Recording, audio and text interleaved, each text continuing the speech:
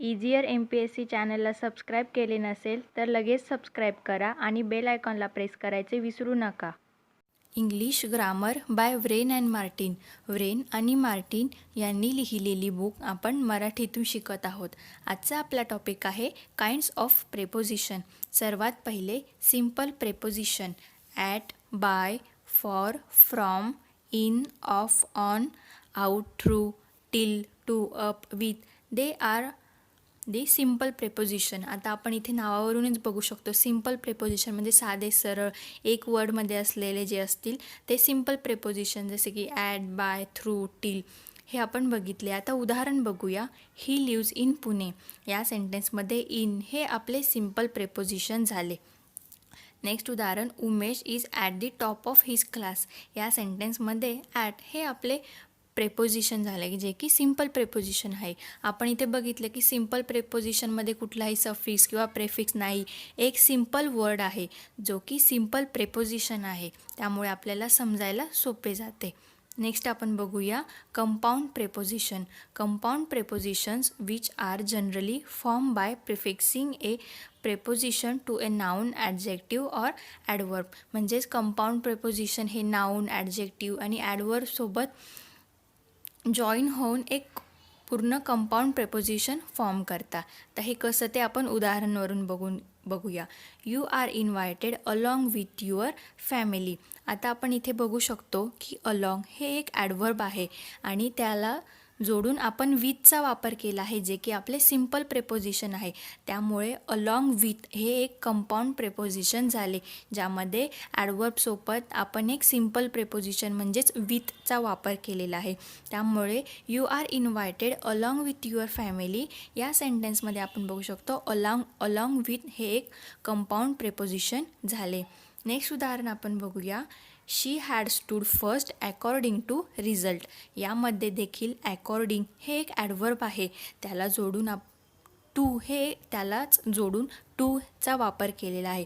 To हे एक simple preposition झाले.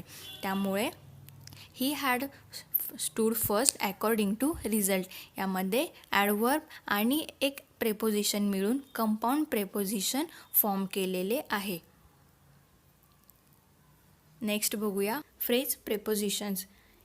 Group of words use with the force of a single preposition are called phrase preposition.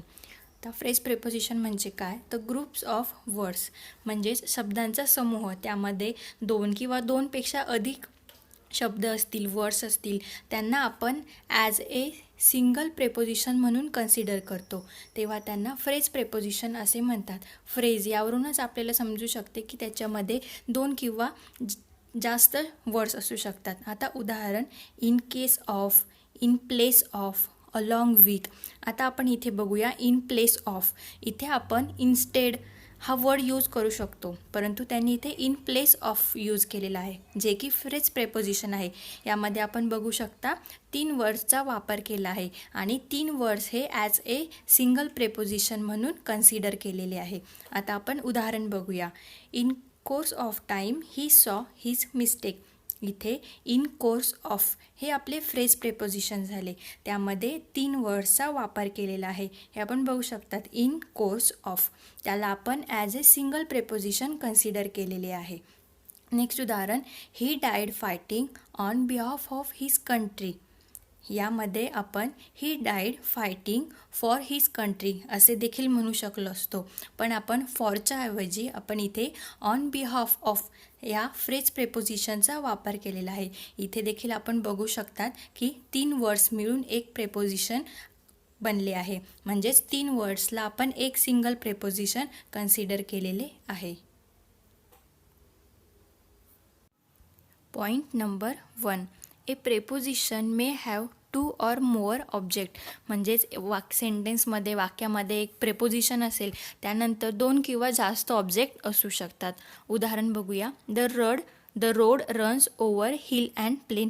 आता over हे आपले preposition झाले आणि हिल आणि प्लेन हे 2 ऑब्जेक्ट झाले, म्हणजेच ओव्हर नंतर एक नाही तर 2 ऑब्जेक्टसुद्धा असू शकतात. Point number 3, A preposition is usually placed before its object but sometimes it follows it as here is the watch that you ask for. म्हणजेच पॉईंट नंबर 2मध्ये असे सांगितले की प्रेपोजिशन हे जनरली ऑब्जेक्टच्या आधी वापरले जाते. म्हणजेच ऑब्जेक्टच्या आधी आपण प्रेपोजिशन वापरतो. पण काही उदाहरणांमध्ये आपण इथे बघू शकतो here is the watch that you ask for. आता या सेंटेन्समध्ये वॉच हे ऑब्जेक्ट आहे, पण दॅट हे प्रेपोजिशन वॉचच्या नंतर वापरले. वॉचच्या नंतर इथे दॅट हे प्रेपोजिशन वापरले. काही उदाहरणांमध्ये काही वाक्यांमध्ये असं आपल्याला बघायला मिळते की प्रेपोजिशन हे ऑब्जेक्ट नंतर दिसायला मिळते. Point number 3. Sometimes the object is placed first for that sake of emphasis. म्हणजेच ऑब्जेक्टवरती भर पडण्यासाठी, ऑब्जेक्टचे महत्त्व वाढण्यासाठी ते फर्स्ट म्हणजे सुरुवातीला वाक्यामध्ये आपल्याला बघायला मिळते. उदाहरण आपण बघूया. This I insist on. आता धिसमध्ये काहीतरी ऑब्जेक्ट असेल, म्हणजे this is ball, this is bat, यासाठी आपण धिसचा वापर करतो. इथे आपण असे देखील म्हणू शकलो असतो की आय इन्सिस्ट ऑन धिस, परंतु इथे धिस आय इन्सिस्ट ऑन असे म्हटले आहे. धिसवरती आपल्याला एक भर द्यायचा आहे, एक जोर टाकायचा आहे, त्यामुळे धिस हे वाक्याच्या सुरुवातीला बघायला मिळते. नेक्स्ट उदाहरण बघूया. He is non all the world over. आता इथे वर्ल्ड हे एक ऑब्जेक्ट झाले आणि ओव्हर हे प्रेपोजिशन झाले, त्यामुळे वर्ल्डवरती अधिक भर पाडण्यासाठी आपण ओव्हरच्या आधी वर्ल्डचा वापर केलेला आहे. Point number 4. The prepositions for, from, in, on are often omitted before nouns of place or time. म्हणजे नाउन्स ऑफ प्लेस किंवा नाउन्स ऑफ टाईममध्ये प्रेपोजिशन आपण कधीकधी ओमिट करू शकतो. म्हणजे कोणते प्रेपोजिशन? तर फॉर, फ्रॉम, इन, ऑन हे. आता उदाहरण बघूया. We did it last week. या सेंटेन्समध्ये आपण बघू शकतो की कोणतेही प्रेपोजिशन नाही. म्हणजे जेव्हा नाउन्स ऑफ प्लेस किंवा नाउन्स ऑफ टाईम सेंटेन्समध्ये असतील तेव्हा आपण प्रेपोजिशन ओमिट करू शकतो. जर तुम्हाला हा व्हिडिओ आवडला तर नक्कीच लाईक, कमेंट, शेअर आणि सबस्क्राईब करायला विसरू नका. जर तुम्हाला या व्हिडिओची PDF डाउनलोड करायची असेल तर डिस्क्रिप्शनमध्ये दिलेल्या लिंकवर जाऊन तुम्ही डाउनलोड करू शकतात. थँक्यू.